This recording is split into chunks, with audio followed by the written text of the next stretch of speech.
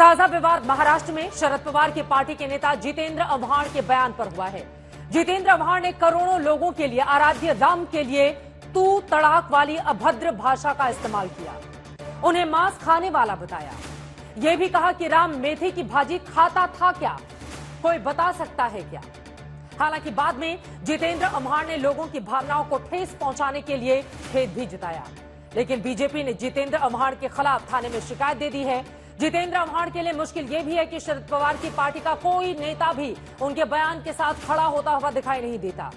वहीं दूसरी तरफ बिहार में लालू यादव के बेटे और बिहार के डिप्टी सीएम ने प्रधानमंत्री नरेंद्र मोदी के लिए आपत्तिजनक शब्दों का प्रयोग करते हुए राम मंदिर बनाने का विरोध किया है। सनातन धर्म, मंदिर और श्री राम के नाम को लेकर अब हर रोज ऐसे बयान सामने आ रहे हैं। बीजेपी का आरोप है कि इंडिया गठबंधन में शामिल दल तुष्टीकरण की खातिर जानबूझकर हिंदू धर्म, देवी देवता, पवित्र ग्रंथों से लेकर रीति रिवाजों तक पर आपत्तिजनक टिप्पणी कर रहे हैं। ऐसे में सवाल है कि क्या इंडिया गठबंधन के दल किसी रणनीति के तहत ऐसा बयान दे रहे हैं? क्या देश में धार्मिक भावना भड़काने वाले बयान देकर माहौल को बिगाड़ने की कोशिश करने वालों पर सख्त कार्रवाई होनी चाहिए? क्या हिंदू भावनाओं को आहत करने वाली बयानबाजियों से विपक्षी गठबंधन में शामिल दलों को चुनावी नुकसान होगा? क्या कंट्रोवर्सी? कंट्रोवर्सी क्या? राम का खाना क्या था? कोई बता देवे कि राम मेथी की भाजी खाता था। असंख्य लोगों के आराध्य प्रभु राम के लिए ये अपमानजनक बोली पहली बार नहीं, एक ही दिन में दूसरी बार निकल रही थी। पहली बार जब शरद पवार सामने बैठे थे, तब जितेंद्र आव्हाड श्री राम को मांसाहारी बताकर शरद पवार को मुस्कुराने के लिए भी कह रहे थे।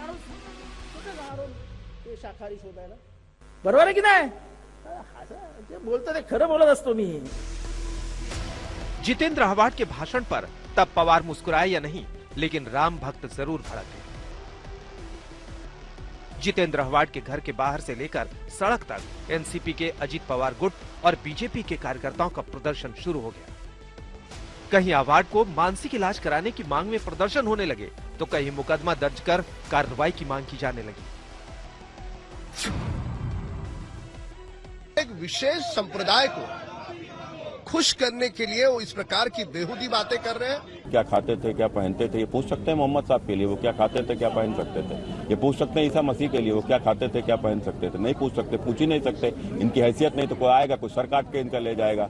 ये झूठ है, एकदम गलत है, और इसे झूठे आदमी को हमारे प्रभु के अपमान करने का और करने का कोई अधिकार नहीं है। कोई राजनीतिक पार्टी का नेता का भाव इस प्रकार हो, मुझको लगता है बर्दाश्त से बाहर है, क्षम्य योग्य नहीं है। अक्षम्य पाप उसने किया। जो राम को गाली देंगे, राम को कोसेंगे, जो राम के बारे में अभद्र बातें करेंगे, राम जी की कृपा से उनका राजनीतिक मोक्ष नहीं तो बहुत जल्दी ही हो जाएगा। सियासत से लेकर सन्यासियों तक और विपक्ष से लेकर खुद शरद पवार की पार्टी तक जितेंद्र आव्हाड का विरोध हुआ, तो उन्होंने माफी भी मांगी। कभी कभी गलतियां होती है, तो क्या फांसी पे? मैंने बोला ना, खेद व्यक्त करता हूँ। मैंने बोला खेद व्यक्त करता हूँ। मैं बोला ना खेद व्यक्त करता हूँ। मैं बोला खेद व्यक्त करता हूँ। आंबेडकरांच्या नावाने आव्हाड को गलती का एहसास हुआ या नहीं, ये उनके बयानों से अंदाजा लगा लीजिए। मैं बोलता हूँ, अभ्यास करके बोलता हूँ। वक्ता वही होता है जो आता है बोल के निकल जाता है। अरे हम राम भक्त हैं, हम भी अयोध्या जाने वाले हैं, राम का दर्शन लेने वाले हैं। राम मंदिर के नाम पर राजनीतिक बयानबाजी बिहार में भी चालू है। पहले बिहार सरकार के मंत्री बोलते थे, इस बार उप मुख्यमंत्री बोले। बीमार पड़ोगे, अस्पताल जाओगे कि मंदिर जाओगे? भूख लगेगा तो मंदिर जाइएगा, वहाँ तो दाने देना पड़ता है। बिहार में जितने मंदिर हैं उनको तुड़वा कर अस्पताल बना देना चाहिए। तो फिर तिरुपति क्यों गए? चार्टर प्लेन करके 50 लाख रुपया खर्चा करके सब परिवार तिरुपति गए। क्यों गए तिरुपति? बीजेपी कह रही है कि ऐसा पहली बार नहीं है कि जितेंद्र आव्हाड ने ही बयान दिया है। बीजेपी के विरोध में इंडिया गठबंधन का हर नेता सनातन का अपमान कर रहा है। ये घमंडी अलायंस की बोली है, ये उद्धव ठाकरे की बोली है, राहुल गांधी की बोली है, ये शरद पवार की बोली है, ये सारे मिलकर हमारे प्रभु राम को, उसकी छवि को बदनाम करना चाहते हैं, राम भक्तों की भावनाओं के साथ खेलना चाहते हैं। दरअसल इंडिया गठबंधन के एक नहीं कई दलों की ओर से अब तक सनातन संस्कृति, हिंदू धर्म, रामचरितमानस सबके ऊपर विवादित टिप्पणियां की जा रही हैं। चाहे यूपी में समाजवादी पार्टी के नेता हो, बिहार में आरजेडी के नेता हो, महाराष्ट्र में एनसीपी हो, तमिलनाडु में डीएमके हो, चाहे कांग्रेस पार्टी के नेता हो, लगातार विवादित बयानों को बीजेपी मुद्दा बनाती रही है और इसका चुनावी नुकसान विपक्ष को होता भी रहा है। आज तक ब्यूरो।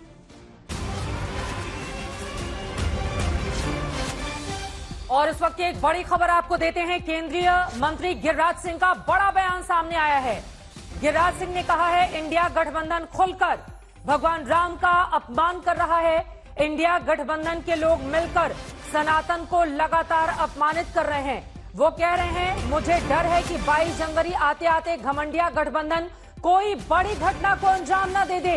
वो ये भी बोलते हैं मुझे डर लगता है कि प्राण प्रतिष्ठा से पहले बड़ी दुर्घटना को विपक्ष के नेता अंजाम देना चाहते हैं, जिससे प्राण प्रतिष्ठा में व्यवधान पैदा हो। सुनिए क्या कहा है केंद्रीय मंत्री गिरिराज सिंह ने। ये जो काल है, मैं कल भी कहा, आज भी कह रहा हूं, इनको खटक रहा है। ये जो वोट के सौदागर हैं, ये हजारों साल के बाद ये क्षण आया है कि ये सनातन हिंदू के वैभव और पुनर्जागरण का काल है। मुझे तो डर है ये लोग 22 तारीख को प्राण प्रतिष्ठा में खलल पहुंचाने के लिए, व्यवधान डालने के लिए ऐसी बात कर रहे हैं, कोई अनहोनी घटना न घटा दे। इसी बीच कांग्रेस के नेता बीके हरिप्रसाद ने कहा है कि गोधरा जैसा कांड हो सकता है कर्नाटक में, इसके लिए सरकार को और कारसेवकों को जागृत करने की बात कह रहे हैं। हम तो वही कह रहे हैं कि ये लोग कुछ भी घटना करवा देंगे। ये विपक्ष के लोग 22 तारीख को प्राण प्रतिष्ठा में व्यवधान डालने के लिए कोई बड़ी दुर्घटना न करा दें, इसकी आशंका डे बाय डे बढ़ रहा है। ज्यों-ज्यों नजदीक समय आ रहा है, तरह तरह के बयानबाजी हो रहे हैं। इनकी जुबान, अगर ये चर्च बना होता, मस्जिद बन रहा होता, तो इनकी जुबान नहीं खुलती। आज इनकी जुबान नहीं खुलती है कि बांग्लादेश और पाकिस्तान के बॉर्डरों पर अवैध चर्च बने हैं, उस पर जुबान नहीं खुलेगी, लेकिन राम मंदिर के प्राण प्रतिष्ठा पर इनकी जुबान खुलेगी। मंत्री गिरिराज सिंह को आप सुन रहे थे। बड़ा बयान उनकी ओर से दिया गया है। केंद्रीय मंत्री गिरिराज सिंह ने यह कहा है कि देश में बड़ी दुर्घटना करा सकता है विपक्ष। रामलला की प्राण प्रतिष्ठा के ठीक पहले 22 जनवरी से पहले बड़ी घटना हो सकती है। पूरा इंडिया गठबंधन भगवान राम की प्राण प्रतिष्ठा को चोट पहुंचाना चाहता है। लगातार उनकी तरफ से सनातन पर प्रहार किया जा रहा है। आपको बता दें, कांग्रेस नेता ने जिस तरह का बयान दिया है, या फिर एनसीपी के नेता जितेंद्र अम्हाड़ ने जो बयान दिया है, उनके हवाले से गिरिराज सिंह की ओर से उन तमाम बातों का जिक्र करते हुए विस्तार से ये बातें कही गई हैं। हमारे संवाददाता से बातचीत करते हुए केंद्रीय मंत्री गिरिराज सिंह ने यह दावा किया है कि देश में बड़ी दुर्घटना करा सकता है विपक्ष। 22 जनवरी आते आते घमंडिया गठबंधन कोई बड़ी घटना को अंजाम नहीं दे दे, इस बात का डर वो जताते हुए यहां पर दिखाई देंगे। सबसे पहले सुनील जी, आपसे ही शुरुआत करते हुए, गृह मंत्री जिस तरह की आशंका केंद्रीय मंत्री की ओर से जताई जा रही है, गिरिराज सिंह कह रहे हैं कि राम के नाम पर जो चिढ़ इस वक्त घमंडिया गठबंधन में देखा जा रहा है, जिन शब्दों का उन्होंने इस्तेमाल किया है, मैं वो बोल रही हूं। 22 जनवरी के पहले कोई बड़ी घटना विपक्ष की ओर से अंजाम दी जा सकती है, क्योंकि आप लोग चिढ़ रहे हैं प्राण प्रतिष्ठा को लेकर, जिस तरह की भव्य तैयारी अयोध्या में चल रही है। क्या है इस पर जवाब आपका सुनील जी? लगता है कि इस देश दुनिया में कोई भगवान राम से चिढ़ सकता है, कोई राम से चिढ़ सकता है जो अपने आप में ब्रह्म है, जो सबको दुनिया में लाए हैं, सबका खाने का, पीने का, रहने का, एक एक सांस में अगर राम है तो उनका कोई हित कर सकता है। ये वही लोग कह रहे हैं जो कह रहे हैं कि हम राम को लाए। राम को लाने वाले कौन होते हैं? किसी की हैसियत, किसी कितनी ताकत से भगवान राम को लेकर के आएगा। भगवान राम खुद दुनिया में सबको लेकर के आए, हमको, आपको, जो कह रहे हैं उनको, सबको भगवान राम लेकर के आए। सवाल इस बात का नहीं है। और एक बात कही जा रही है, आपकी तरफ से बात कही जा रही कि इंडिया गठबंधन के लोग भगवान राम के खिलाफ हैं। कैसे भगवान राम के खिलाफ हैं? कोई भगवान के खिलाफ हो सकता है? जितना कि आप भगवान के खिलाफ एक सेकंड होता है अगली सांस नहीं ले सकती। ये आस्था है, अलग अलग लोगों की अलग अलग धर्मों में आस्था है, लेकिन जो ब्रह्म है, जो राम है, उसके खिलाफ नहीं है। हम इस बात को कहते हैं कि भारतीय जनता पार्टी भगवान राम को तो मानती है, पर भगवान राम की नहीं मानती। ये अलग तरीके के भगवान का प्रदर्शन कर रहे हैं। भगवान राम को पढ़ना हो तो सबरी के राम पढ़िए, तुलसी के राम पढ़िए, कबीर के राम पढ़िए, गांधी के राम पढ़िए, लोहिया के राम पढ़िए, सीता के राम पढ़िए। भगवान राम ने कब कहा धर्म के नाम पर नफरत करना? भगवान राम ने कब कहा कि हमारे मंदिर के नाम पर जमीन घोटाला कर लेना, हमारे नाम पे चंदा चोरी कर लेना और अपने सारे कुकर्मों को हमारे पीछे आकर के छिप जाना? ये भगवान राम का रास्ता तो नहीं था। ठीक है, ये बड़ी बात आपकी ओर से कही जा रही है। आप बता रहे हैं कि जाकी रही भावना जैसी, प्रभु मूरत देखे तिन तैसी। अब सुधांशु त्रिवेदी जी भी हमारे साथ आ चुके हैं। सुधांशु जी, वो कह रहे हैं कि भगवान राम को भला बीजेपी लेकर आ सकती है क्या? ये बेवजह का क्रेडिट लेने में जुटे हुए हैं। और केंद्रीय मंत्री गिरिराज सिंह की ओर से कहा गया है कि 22 जनवरी के पहले विपक्ष कोई बड़ा मतलब इस तरह की स्थिति पैदा हो सकती है ताकि माहौल खराब हो। और जितेंद्र आव्हाड ने भी जो बयान दिया है राम के संदर्भ में, उस पर भी आपकी टिप्पणी सुधांशु त्रिवेदी जी। देखिए, जहां तक लाने की बात है तो इसका भाव क्या होता मैं बताना चाहता हूं। हम गणपति को अपने घर पे लाते हैं कि नहीं? आप लोग भी तमाम दिखाते हैं कि देखिए आज फला व्यक्ति, उसमें पॉलिटिशियन भी होते हैं, सेलिब्रिटीज भी होते हैं, वो गणपति को घर लाए। तो इसका मतलब थोड़ी कि गणपति कोई भगवान है जिनको भगवान को कोई घर ला रहा। अरे वो अपनी भावना व्यक्त कर रहा है कि भगवान के इस रूप के प्रति हम नतमस्तक होकर उसे अपने हृदय में धारण कर रहे हैं। बस यही तो अफसोस है कि भगवान राम के भव्य मंदिर का विरोध 75 वर्षों से जिन लोगों ने किया, 1949 22-23 दिसंबर 1949 की रात में जब वहां मूर्तियां प्रकट हुई और उस समय से प्रयास हुआ इनको बाहर करें, और उसके बाद जो भयानक दुर्दांत स्थितियां 80 के दशक के अंत में, 90 में 30 अक्टूबर 90 और 2 नवंबर 1990 को गोलियां चलाने और सब तक हुई।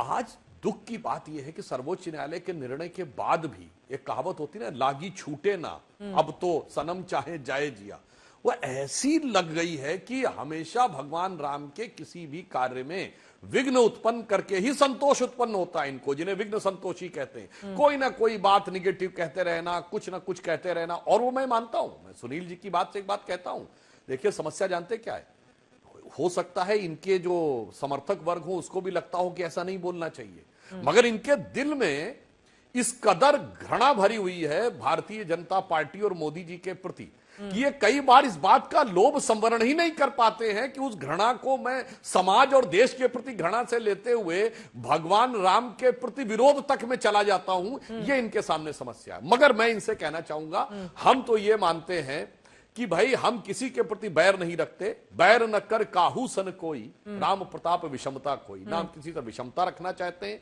जैसे भगवान राम के राज्य के लिए कहा गया था, तो हम किसी के प्रति कोई बैर भाव नहीं रखना चाहते। आप ईमानदारी से अगर आइए और यह अनाप शनाप बयान बंद करिए, तो मुझे लगता है कि इस सकारात्मक ऐतिहासिक अवसर में जो 500 साल के बाद आया है, संपूर्ण देश और समाज में एक सौहार्दपूर्ण वातावरण उत्पन्न होता है। लेकिन जितेंद्र आव्हाड के बयान पर भी सुधांशु जी कुछ बोलिए ना। वो कह रहे हैं मैं बिना रिसर्च के बातें नहीं करता हूं, वाल्मीकि रामायण के श्लोक 102 का वो जिक्र कर रहे हैं। हालांकि बाद में उनकी ओर से कहा गया कि किसी की भावना अगर भड़की हो तो मैं उसके लिए खेद जताता हूं, माफी चाहता हूं। लेकिन उनकी ओर से जो बातें कही गई हैं उस पर भी आपकी टिप्पणी। वो कह रहे हैं बिना रिसर्च के मैं अपनी बातें नहीं कहता हूं, कोई मुझे हल्के में लेने की कोशिश नहीं करे। देखिए, मैं हल्के में की बात विनम्रता से कहता हूं, वो बता सकते हैं उन्होंने किस गुरुकुल से संस्कृत पढ़ी है। ये विदेशी रिसर्चों के रेफरेंस के ऊपर बोलेंगे। मैं उदाहरण देना चाहता हूं, जैसे एक साइंटिफिक डिक्शनरी होती है और एक अंग्रेजी की डिक्शनरी होती है। अब कोई कहे कि मुझे मेडिकल की डिक्शनरी पढ़ने की जरूरत थोड़ी है, मुझे कोई इंजीनियरिंग की डिक्शनरी पढ़ने की जरूरत थोड़ी है, मैं तो अंग्रेजी जानता हूं। अंग्रेजी में मास का मतलब क्या है? जन समुदाय। और साइंस में मास का मतलब क्या है? Mass into acceleration is equal to force. अब कोई कहे नहीं नहीं नहीं, जन समुदाय को धक्का देने का अर्थ है बल। मैंने तो अंग्रेजी में पढ़ा है मेरे भाई, मैं विनम्रता से पूछता हूं, मुझे दिखाएं इन्होंने किस गुरुकुल में संस्कृत की दीक्षा ली है और तब वाल्मीकि रामायण पर टिप्पणी कर रहे हैं। या संस्कृत बोल भी सकते हैं 10 श्लोक, या इन्होंने कहीं किस क्लास तक पढ़ी है? नॉर्मल संस्कृत भी, वैदिक संस्कृत तो छोड़ दीजिए, और वैदिक संस्कृत की व्याकरण और लौकिक संस्कृत की व्याकरण में भी भारी अंतर है। जैसे पर्जन्य शब्द का अर्थ सामान्य संस्कृति में होता है बादल, और वैदिक संस्कृति में उस व्याकरण में उसका अर्थ है पालन करने वाला। जैसे संक्रांति शब्द का अर्थ है ऊपर जाना, और विक्रम का अर्थ होता है उल्टा जाना। लौकिक संस्कृत में विक्रमादित्य का मतलब पराक्रम, और वैदिक संस्कृति में विक्रम का मतलब उल्टा, संक्रम का उल्टा। इसलिए मुझे लगता है इनमें से किसी ने रिसर्च का राह भी नहीं पढ़ा है और केवल विदेशी मानसिकता से ग्रसित हैं और आकर केवल अपने राजनीतिक पूर्वाग्रह और घृणा की अभिव्यक्ति कर रहे हैं। अन्यथा वो मुझे बता दें, पुनः मैं कह रहा हूं, किस वैदिक गुरुकुल में उन्होंने संस्कृत की शिक्षा ली है ताकि संस्कृत की इस टिप्पणी पर उनको अधिकार हो टिप्पणी करने का। जैसे अंग्रेजी में पीएचडी करे बगैर किसी को शेक्सपियर पर बोलने का अधिकार नहीं है, जॉन मिल्टन पे बोलने का अधिकार नहीं है, उसी प्रकार बगैर संस्कृत में पीएचडी किए हुए, वो भी वैदिक संस्कृत में किए हुए, कोई रामायण के ऊपर टिप्पणी कैसे कर रहा है? ये दर्शाता है वो वाहियात बात कर रहे हैं। सुनील सिंह जी, अब ये बात तो वास्तव में बेतुकी ही है ना। अगर इंडिया गठबंधन के शामिल दलों में से कोई एक उठकर कहे राम मांस खाता था, तो क्या वो कंद मूल खल खाता था, इसके बारे में कोई बता दीजिए। तू तड़ाक वाली कौन सी भाषा है? और ये भी बात सच है कि अलग अलग हिस्सों में, जैसे आपने कहा ना कि राम को अपने अपने हिसाब से लोग देखते हैं, तो वही बातें तो इस संदर्भ में भी लागू होती है ना। क्या फिर कहां से वो निकाल के लाए कि राम मांस खाता? और मौजूदा वक्त में इसको बोले जाने की क्या जरूरत थी? हादसे का विषय बन गए नेताजी या नहीं बन गए? चित्रा जी, मौजूदा वक्त हो या पहले का हो या आने वाला, कभी भी आस्था और भगवान के प्रति ऐसे कोई शब्द नहीं। मैं सुधांशु भाई का बड़ा सम्मान करता हूँ। सुधांशु भाई ने ऐसी बात रखते हुए एक बात कही कि धर्म के नाम पर राजनीति नहीं। सुधांशु भाई, आज पूरा देश दुनिया आज तक देख रही होगी। मैं आपसे कल एक सवाल कर रहा हूँ, भगवान राम और उनके मंदिर पर राजनीति कौन जंग करता है, इसका क्या नाम है? क्या वो भारतीय जनता पार्टी है या नहीं?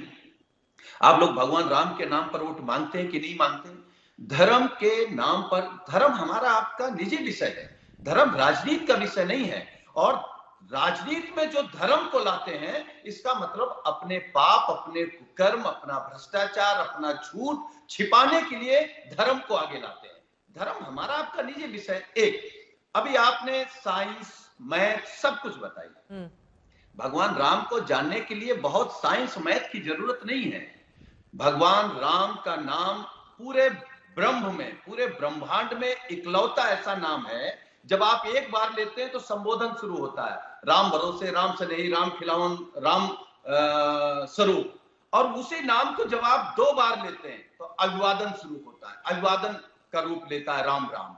उसी राम को जब आप 3 बार कहते हैं तो दया प्रकट होती है, राम राम राम। और वही राम जब 3 से अधिक बार लिया जाता है तो मुक्ति का मंत्र बन जाता है। इसमें कोई संस्कृति और कोई चौपाई की जरूरत नहीं है।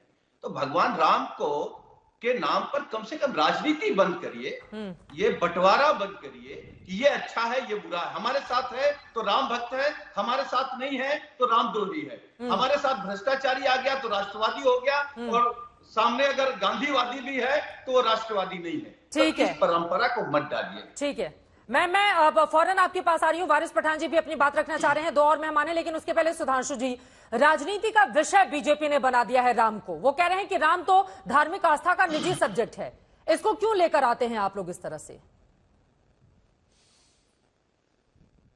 देखिए, बहुत अच्छी बात कही सुनील साजन जी ने। मुझे प्रसन्नता हुई कि समाजवादी पार्टी के एक प्रवक्ता के रूप में उन्होंने राम के संदर्भ में इतनी सकारात्मक बात कही। जो उन्होंने प्रश्न किया राजनीति का, मैं जवाब दे देना चाहता हूं। जब श्री राम जन्मभूमि का विषय बहुत ज्यादा प्रबलता से उठ रहा था, हम लोग छात्र जीवन में थे, तो एक संघ के वरिष्ठ प्रचारक थे, वो आए और उनसे प्रश्नोत्तर रखा गया। तो प्रेस कॉन्फ्रेंस में पूछा गया कि साहब ऐसा ये बताइए, अगर सोमनाथ का विषय आजादी के तुरंत बाद सेटल हो सकता था तो राम मंदिर का क्यों नहीं हुआ? तो उन्होंने हंसते हुए कहा, शायद इसलिए नहीं हो पाया कि सोमनाथ सरदार पटेल के प्रांत में पड़ गया और ये नेहरू जी के प्रांत में पड़ गया तो राजनीति का शिकार हो गया। सुनील जी, आपने बहुत सही कहा। क्या किसी ने राजनीति का विषय बनाया था सोमनाथ मंदिर को? नहीं, मगर राम मंदिर को बनाया गया। जब सरदार पटेल ने कहा कि जब जब भारत परतंत्र हुआ है तो सोमनाथ को ध्वस्त किया गया है, जब भारत स्वतंत्र हुआ है तो सोमनाथ की अट्टालिकाओं ने स्वाभिमान के साथ आकाश की तरफ बढ़ी है, वैसा ही राम मंदिर के साथ हो सकता था। मगर क्यों जवाहरलाल नेहरू जी और गोविंद बल्लभ पंत लग गए थे कि नहीं नहीं इसको रुकवाओ। और मैं इसलिए प्रमाण के साथ कहता हूं, मुस्लिम पक्ष उसमें पैरोकार नहीं बना 12 साल तक। दिसंबर 49 में वहां पर मूर्तियां स्थापित हुई, प्रकट हुई, और दिसंबर 61 में जब 12 साल की मियाद जो टेक्निकली कंप्लीट होने में केवल 1 हफ्ता रह गया था, तब मुस्लिम पक्ष पक्षकार बना। और जिस बात का जिक्र के मोहम्मद ने अपनी किताब में किया है कि मुसलमानों में एक बहुत बड़ा तबका था जो यह मानता था कि हमें इसमें नहीं पढ़ना चाहिए क्योंकि हमारे लिए इस स्थान का कोई महत्व नहीं है, हिंदुओं के लिए इसका बहुत व्यापक और महान महत्व है। मगर उन्हें आकर कुछ लोगों ने समझाया, और जिसमें मूलतः वामपंथी थे, और उन्हें इस बात के लिए प्रेरित किया कि तुम लड़ो। 80 के दशक में पुनः यह विचार आया मुसलमानों में कि हमें नहीं करना चाहिए। तब सेकुलरवादियों, लेफ्टिस्टों ने आके कहा कि नहीं तुम लड़ो। तो सुनील जी, अगर आप इतिहास पढ़ें तो साफ समझ में आ जाएगा, अगर राजनीति की विषय नहीं होता तो सोमनाथ के साथ भगवान राम का भव्य मंदिर भी 75 वर्ष पूर्व बन गया होता। आज हम अमृत काल में उस अमृत का आस्वादन करें। वारिस पठान जी, अब आपके पास आते हुए, और जो बातें कही गई हैं सुधांशु त्रिवेदी की ओर से, वो कह रहे हैं कि फूट डालो और राज करो, इस तरह की मानसिकता के कुछ लोग थे जिन्होंने हिंदू मुस्लिमों को इस मंदिर के नाम पर भड़काने की कोशिश की, एक जो उनकी बातों से समझ आया।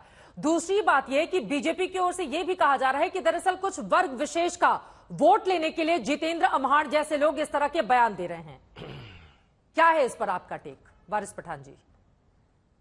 देखिए, 2-3 बातें यहां पे मैं बताना चाहूंगा। चित्रा जी, सबसे पहली बात तो यह है कि हिंदू धर्म का अपमान, भगवान राम का अपमान कौन कर रहा है? किसने किसने किया है? स्टालिन ने किया है, मौर्य ने किया, अवार्ड ने किया, तेजस्वी ने किया। तो ये तो जितने भी लोग हैं सब तो हिंदू धर्म को मानने वाले लोग हैं, हिंदू ट्रेडिशन को प्रैक्टिस करने वाले लोग हैं। किसी भी एक भारतीय मुसलमान ने भगवान राम के खिलाफ अपशब्द इस्तेमाल किए या सनातन धर्म के बारे में कोई गलत टिप्पणी दी इतने दिनों में? आप मुझे बताइए। नहीं दी। इसीलिए मैं बोलता हूं ना कि मुसलमानों को जो ये बदनाम कर रहे हैं, उनके खिलाफ जो नफरत फैला रहे हैं ना, ये इनका सबसे बड़ा ढोंग है। मुसलमान peace loving citizen of the country है। अगर इस तरह की भाषा या बात किसी मुसलमान ने करी होती तो अब तक क्या से क्या हो जाता उसका, ये आप हम सब समझते हैं। अब बात नंबर 2, बीजेपी किस तरह की सियासत कर रही है वो तो सबको दिख रहा है। एक रिलीजियस मैटर को पूरा एक पॉलिटिकल इवेंट बना दिया। अब मैं नहीं बोलता हूं, ये बात तो पुरी के शंकराचार्य ने कहा। पुरी के शंकराचार्य ने कहा कि मैं तो प्राण प्रतिष्ठा में जाऊंगा ही नहीं। उन्होंने तो बॉयकॉट किया, बोले मैं वहां जाके क्या करूंगा। नरेंद्र मोदी सियासत को धर्म के इसमें डाल रहे, वो प्राण प्रतिष्ठा करेंगे, हम वहां बैठ के क्या तालियां बजाएंगे, ये तक उन्होंने कहा। वो तो आपके बड़े धर्म गुरु है, तो धर्म गुरुओं का भी सम्मान नहीं करते और यहाँ दिन भर हमको लेक्चर देते हैं सुधांशु त्रिवेदी वगैरह सब। अब बात नंबर 3 ये है, अब 22 तारीख को जो है, जिसने देखिए जो भी जिसने अपरप्त भाषा इस्तेमाल किया है उसके खिलाफ FIR हो रहा है, केस हो रहा है, जो भी कानूनी लीगल लड़ाई होगी वो होगी। अभी गिरिराज सिंह का मैं बयान देख रहा था आपके टीवी के ऊपर बैठ के, अभी जो आपने इसमें दिखाया जी। उन्होंने कहा कि कुछ होने की आशंका है। उसके पहले सत्यपाल मलिक ने भी कहा था कि 24 का चुनाव आने वाला है, बीजेपी कुछ ना कुछ करेगी। आज भी उन्होंने बयान दिया कि बीजेपी कुछ ऐसा करना चाह रही है पोलराइजेशन के लिए 2024 के चुनाव के पहले। तो हमारा इंटेलिजेंस क्या कर रहा है, मशीनरी क्या कर रही है? सबको सतर्क होकर करना चाहिए ना कि अगर इस तरह का कोई बोल रहा है तो उस पर सीरियसनेस दिखाना चाहिए। मगर बीजेपी को सीरियसनेस नहीं दिख रही है। बीजेपी पूरे देश का माइंड भटका दिया। क्यों? क्या अभी सुधांशु त्रिवेदी को मैं पूछूंगा, सुधांशु भाई, आप मोदी जी ने कहा था कि गारंटियां मैं ये करूंगा, 15 लाख रुपया आपके अकाउंट में जमा हो जाएगा, 2 करोड़ युवाओं को रोजगार मिल जाएगा। मिला क्या? नहीं मिला। बीजेपी अपनी सारी गारंटियों में फेल हो गई। पहले नोटबंदी के लिए लाइन में खड़ा कर दिया, फिर ऐसा भलता कानून बनाया 304 का जो कलम था 2 साल की, जिसमें सजा थी। सुनिए, 10 सेकंड में अपनी बात कंप्लीट कर दूंगा। उसको 10 साल करा दिया, सारे ट्रक ड्राइवर रास्ते पे आ गए, सबको लाइन में खड़ा कर दिया पेट्रोल की। ना कोई इनके पास नीति है, ना इनके पास कोई आगे बढ़ाने का कोई नीति का कुछ है ही नहीं। इसीलिए देश का ध्यान भटकाने के लिए इनके पास एक ही मुद्दा है, बस ये फाइनल मुद्दा, राम जन्मभूमि का इवेंट। इनके लिए सिर्फ और सिर्फ ये पॉलिटिकल इवेंट है। अरे देते हैं भगवान को धोखा, इंसान को क्या छोड़ेंगे। ठीक है, पंकज जी हमारे साथ जुड़े हुए हैं, उनके पास मैं फौरन आऊंगी और बाकी भी लोग हमारे साथ मौजूद हैं। लेकिन बड़ी खबर इस वक्त की, योगी मंत्रिमंडल विस्तार में मुझे जगह मिलेगी, ओपी राजभर की ओर से यह बड़ा बयान सामने आया है। इस वक्त की बड़ी खबर, उत्तर प्रदेश में जल्द होगा कैबिनेट का विस्तार। ओम प्रकाश राजभर ये बातें कह रहे हैं। आपको बता दें कि समाजवादी पार्टी से रिश्ता तोड़ने के बाद बीजेपी का हिस्सा बने, उनकी ओर से क्या दावे किए जा रहे हैं मंत्रिमंडल विस्तार को लेकर, सुनते हैं।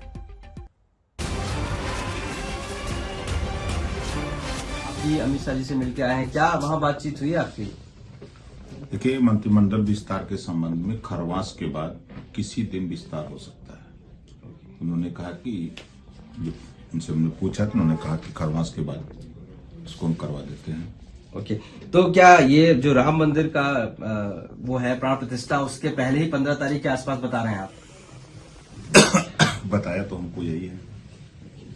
तो आप यानी कि निश्चित है कि कैबिनेट मिनिस्टर बनेंगे, इस बात की दावेदारी वहां पर पेश हुई, आपने बात की, कहा क्या हुआ? क्योंकि और भी जो दारा सिंह चौहान जैसे वो भी गए थे वहां पर मिलने, इस तरीके की क्या क्या कौन कौन मंत्री बन रहा है कुछ?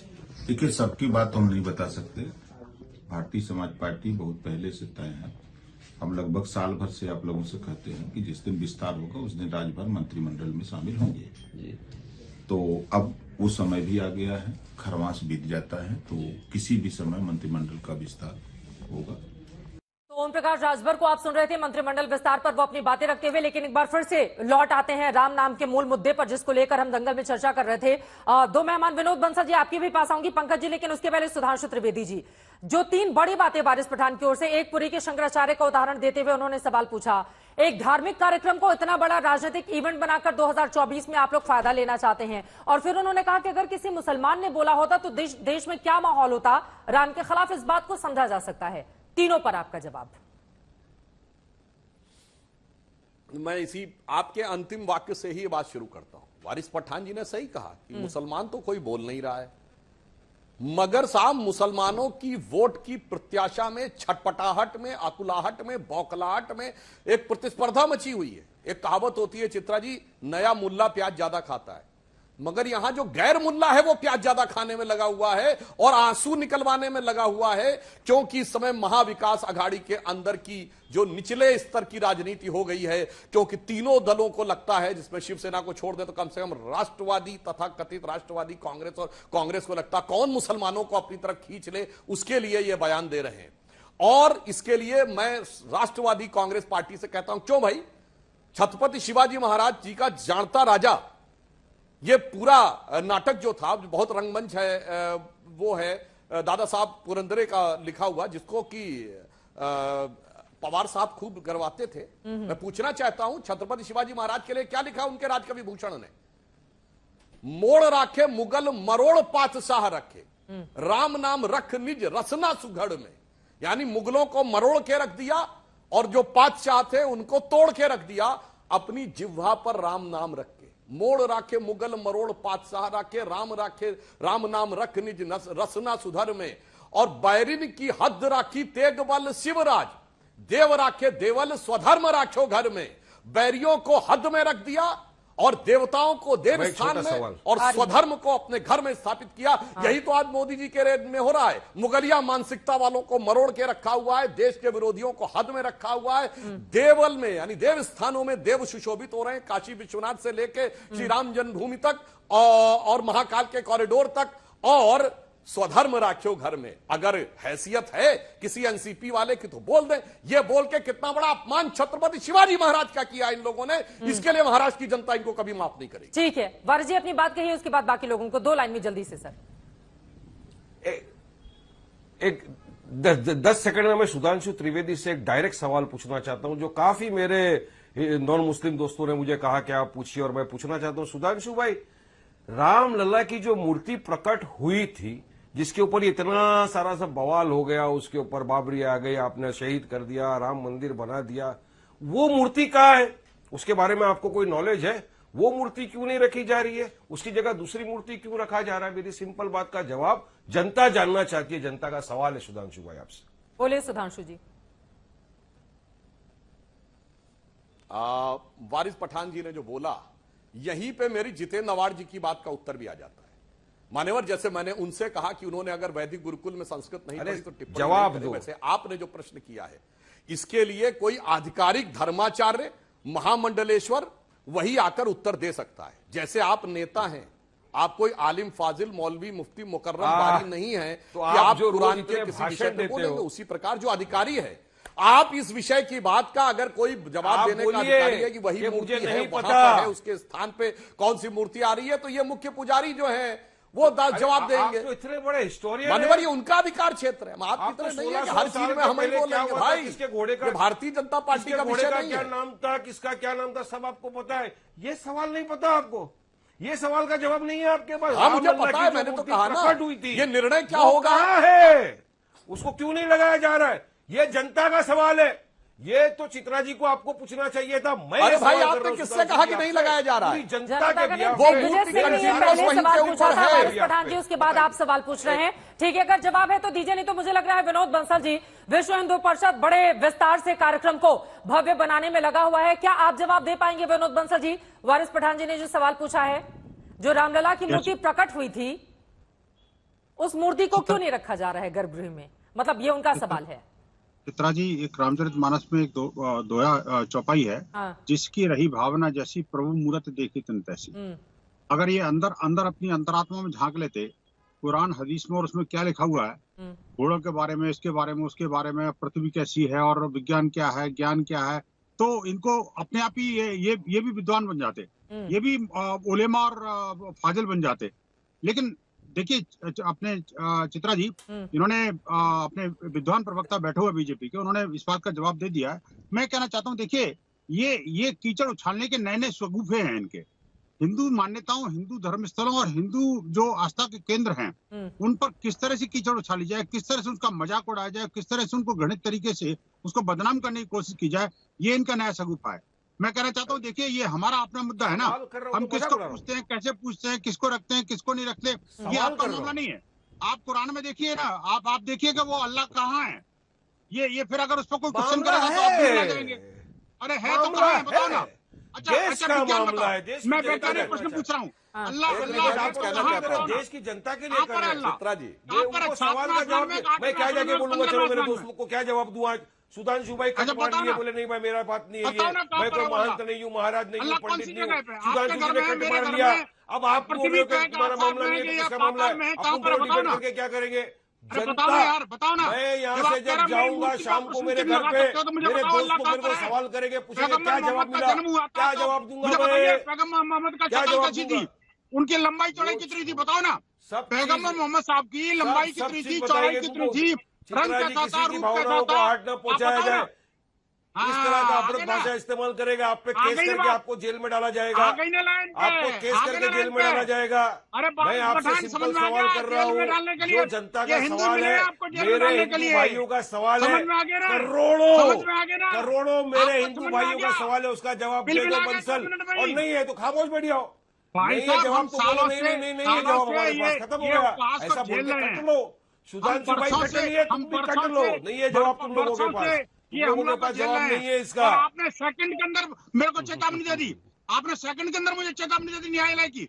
और जो बाबरी को बचाने के लिए आपके पास न्यायालय जाने का समय नहीं मिला, बाबरी को बचाने के लिए आपके पास अयोध्या जाने का समय नहीं मिला।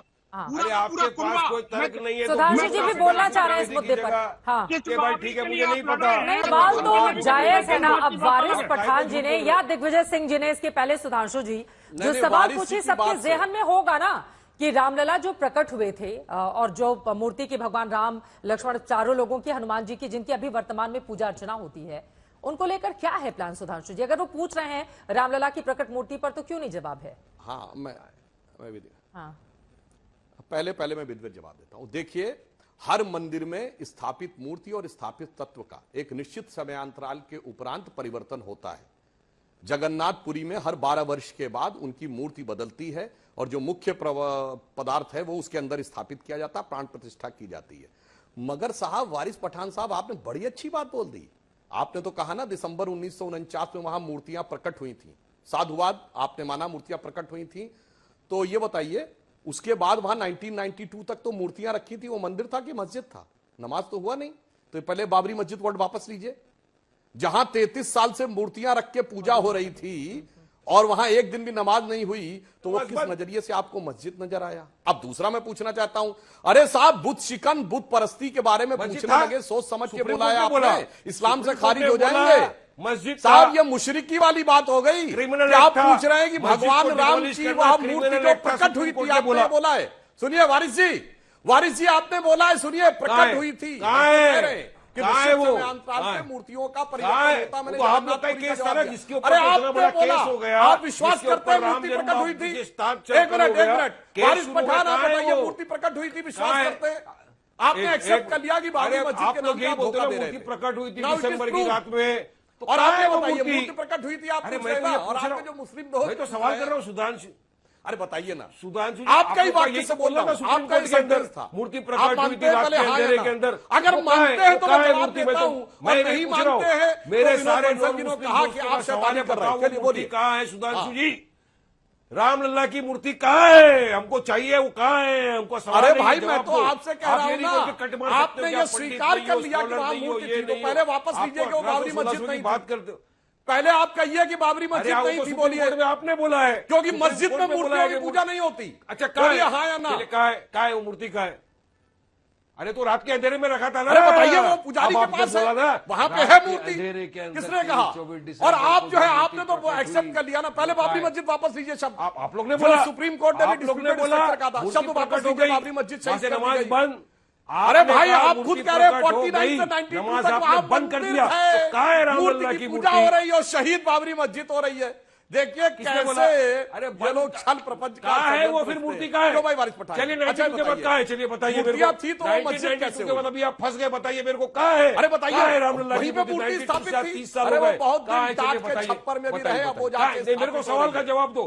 अरे चलिए बाबरी मस्जिद पर जाऊंगा वापस घर पे, लीजिए, मुझे 10 लोग सवाल करने अरे वाले हैं। बताइए जवाब दीजिए ना, बाबरी मस्जिद वापस लीजिए। जवाब नहीं था, मूर्तियों की पूजा हो रही है और है वो बाबरी मस्जिद में शहीद हो गई। अरे पूरे के पूरे मेरे घर के आजू बाजू सवाल कर रहे हैं, क्या जवाब दूंगा मैं? क्या जवाब दूंगा बताओ मेरे को, मैं क्या जवाब दूं? आपसे कौन सवाल कर रहा है? आज आपका टेस्ट है, आज आपके इंटेलिजेंस का, ईमानदारी का, सच्चाई का टेस्ट है। आप टोटल फेल हो गए उसके अंदर। चलो कहाँ है वो मूर्ति बताइए रामलला की? उसको क्यों नहीं रखा जा रहा? उसको क्यों नहीं रखा जा रहा? अरे भैया ये वारिस पठान जो इस बात के लिए माफी मांग चुका है कि गणपति बप्पा मोरया बोल के मुझसे कुफ्र हो गया है, वो आज आके कह रहा है कि किसी महामंडलेश्वर पुजारी से पूछा जा रहा है, वो वारिस पठान से पूछा जा रहा है। मैं करोड़ों दर्शकों से कह रहा हूँ, इनका दोहरा चेहरा देखिए, इनके चेहरे की धूर्तता देखिए। जो गणपति बप्पा मोरया बोलने के लिए माफी मांग चुका है, जवाब दे दो। आज हिंदू उससे पूछ रहे हैं। गजब है भाई, हो गया, माफी नहीं मांगा, गजब है भाई। और मूर्ति की पूजा के बाद कह रहा बाबरी मस्जिद शहीद हो गई। कोई माफी नहीं मांगे थे, आदमी अपने गोल गोल हम तो सबके धर्म का सम्मान करते हैं। वारिस पठान सब धर्म का सम्मान करता है, मगर सुधांशु त्रिवेदी जी आज सम्मान करते क्या बाहर गए? आपके पास तर्क नहीं है, जवाब नहीं है, कुछ भी नहीं है। बोलिए का पूरा बीजेपी झूठा है, बोलिए आज पूरा बीजेपी झूठा है। सुधांशु जी अरे वो छोड़ो, अभी देखो किधर पे किधर चले गए। चले ठीक है पंकज शर्मा जी, बहुत देर से चर्चा में शामिल हो पाए हैं, 36 मिनट से ज्यादा का वक्त हो गया है। पंकज जी मैं माफी के साथ आपके पास आ रही हूँ, ठीक है आप दोनों लोगों की बात हो गई, समझ में आ गया। और किसी भी धर्म या धर्म के किसी को भी लेकर टिप्पणी नहीं, हम लोग मेन मुद्दे पर आ जाते हैं। ठीक है सर, अब मैंने दोनों सवाल पूछ लिया। पंकज शर्मा जी आपके पास आते हुए, लेकिन इंडिया गठबंधन के तमाम ऐसे नेता हैं जिनकी ओर से बेतुके बयान दिए जा रहे हैं जिसको बीजेपी मुद्दा बना रही है, तो उधर से इस तरह के बयान आ ही क्यों रहे हैं? अगर आपको लग रहा है कि मुद्दा बन रहा है इस तरह का बयान और इस पर इतनी ज्यादा डिबेट हो रही है, तो पंकज शर्मा जी। अब आज आपने मुझे श्रोता की भूमिका में बुलाया था, तो ये भूमिका तो मेरी पूरी हो गई, तो मेरा मन तो कर रहा है कि आपके प्रश्न का जवाब न दूं, लेकिन दूंगा। इंडिया समूह के जो राजनीतिक दल हैं, उन किसके बयान पर आपको क्या परेशानी है?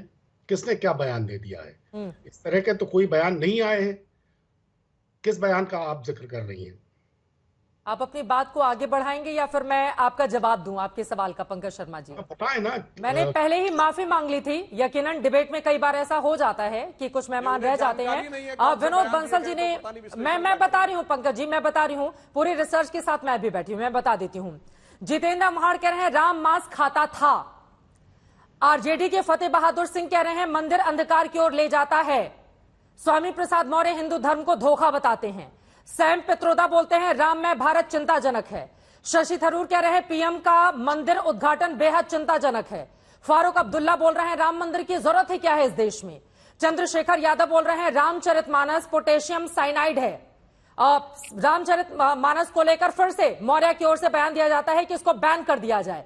उदयनिधि स्टालिन हिंदू धर्म डेंगू मलेरिया है, समूल नाश जरूरी है। अगर आप कहेंगे कि और भी है मेरे पास लिस्ट, लेकिन सर मुझे लगता है कि कार्यक्रम आखिरी दौर में है, मैं आपके पास नहीं आ पाई थी। और पंकज जी, इतना तंज करने की जरूरत नहीं है, मैं माफी चाहती हूं उसके लिए, क्योंकि दो लोगों में बहुत गहमागहमी हो गई थी। मुझे लगता है कि दो लोग अपनी बात पूरी कर लें, उसके बाद हम मेहमान के पास आए। बोलिए, अब इतना क्या काफी नहीं है इंडिया गठबंधन के नेताओं के बयान? इन बयानों का इंडिया समूह से क्या लेना देना है? व्यक्तिगत रूप से अगर कुछ लोगों ने किसी तरह के बयान दिए हैं जिनकी मैं तायीद नहीं करता हूं, कतई तायीद नहीं करता हूं, तो इसका इंडिया समूह से क्या लेना देना है? जानबूझकर ये एक विमर्श खड़ा करने की कोशिश की जा रही है कि पहले कांग्रेस पर सारा हमला था कि कांग्रेस राम विरोधी है, कांग्रेस इस तरह के बयान दे रही है। अब चूंकि एक इंडिया समूह बन गया और वो एक चुनौती के रूप में सामने आ रहा है, तो अब उस पर यह है कि इंडिया समूह, तो ये कोई इंडिया समूह की अधिकृत राय तो है नहीं। और जिन्होंने बयान दिए, अब जितेंद्र आव्हाड कौन से इतने बड़े नेता हैं, कोई बयान दिया उस पर 5 बार उन्होंने माफी भी मांग दी। बाकी लोगों ने क्या क्या बयान दिए, भारतीय जनता पार्टी के लोगों ने कब कब क्या बयान दिए, ये विश्व हिंदू परिषद के लोगों ने और इनके प्रवक्ता ने कब कब क्या बयान दिए, इस पर भी तो बात होनी चाहिए। तो ये कोई इतना बड़ा मुद्दा नहीं है कि इसको हम इंडिया समूह के माथे पर इसको डालें, उन पर ये दोष डालें। इंडिया समूह एक अलग चीज है, व्यक्तियों के बयान अपनी जगह अलग है। हाँ, लेकिन व्यक्ति अगर किसी पार्टी का नेता होता है और राम मांस खाता था तू तड़ाक की भाषा में वो बोलेगा और फिर उसके बाद इस तरह की परिस्थिति बनेगी, तो यकीनन डिबेट में ये बातें चर्चा के लिए आएंगी, क्योंकि 22 जनवरी को ही राम मंदिर की प्राण प्रतिष्ठा होनी है भगवान श्री राम की। लेकिन ये जो बयानबाजी है दोनों ही तरफ से, ये कहां पर जाकर खत्म होगी, ये बड़ा सवाल बना हुआ है। क्योंकि एक तरफ बीजेपी इसको बड़ा मुद्दा बनाने जा रही है, तो वहीं दूसरी तरफ माफी मांगकर मामले को रफा दफा करने की कोशिश में आव्हाड साहब इस वक्त लग गए हैं। आगे क्या होगा, इस पर रहेगी आज तक की नजर।